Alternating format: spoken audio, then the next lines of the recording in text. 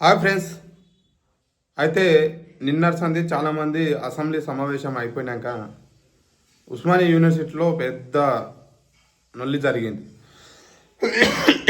ఎందుకు నల్లి జరిగింది అంటే అయితే శ్రీధర్ బాబు ఉన్నాడు కదా, మంత్రి శ్రీధర్ బాబు ఏమన్నాడంటే ఒకసారి ఆ న్యూస్ చూద్దాం. మనము ఒకసారి చూసిన తర్వాత పూర్తిగా మనం దీనిపైన మాట్లాడదాము.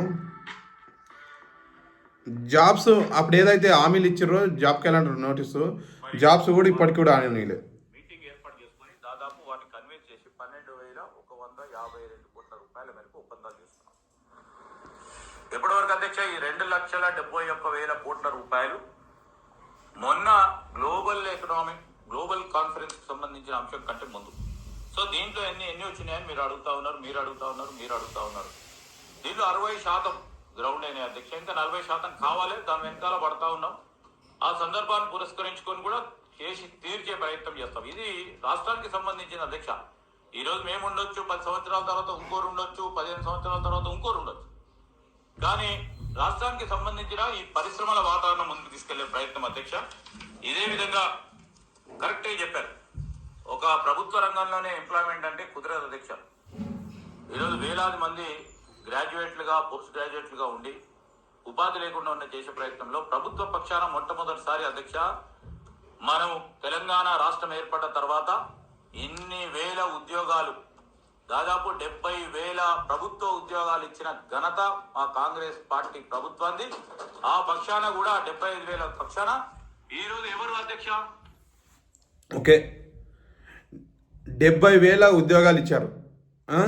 70,000 ఉద్యోగాలు వీళ్ళు ఎప్పుడు నోటిఫికేషన్ వేసారు? ఉద్యోగాలకు అసలు నోటిఫికేషన్ వేసినా గత ప్రభుత్వం వేసిన నోటిఫికేషన్ ఏదైతే ఉన్నదో వీళ్ళు దాని ఎగ్జామ్స్ అయిపోయినాక దానికి జాబ్స్ ఇచ్చి వీళ్ళు ఎగ్జామ్స్ కూడా కంటెంట్ చేయలేరు. అసలు నోటిఫికేషన్ ఎప్పుడు వేస్తారని కూడా ఇప్పటివరకు కూడా నోటిఫికేషన్ వేయలేరు. మరి నేను కూడా ఏంటంటే ప్రజల తరఫున మాట్లాడాలి ఎప్పుడైనా, పార్టీ తరఫున కాదు. మనం ఏంటంటే ప్రజలు ఉంటేనే పార్టీలు ఉంటాయి, ప్రజలు లేకుంటే పార్టీలు లేవు.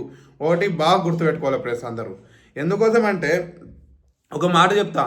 గతంలో ఏం చేశారంటే కేసీఆర్ ఎవరైతే ఉన్నారో ఆ వ్యక్తిని జాబ్స్ ఇవ్వలేరు అనేసి తెలంగాణ ప్రజలే ఓడించి ఇంట్లో కూర్చోబెట్టారు.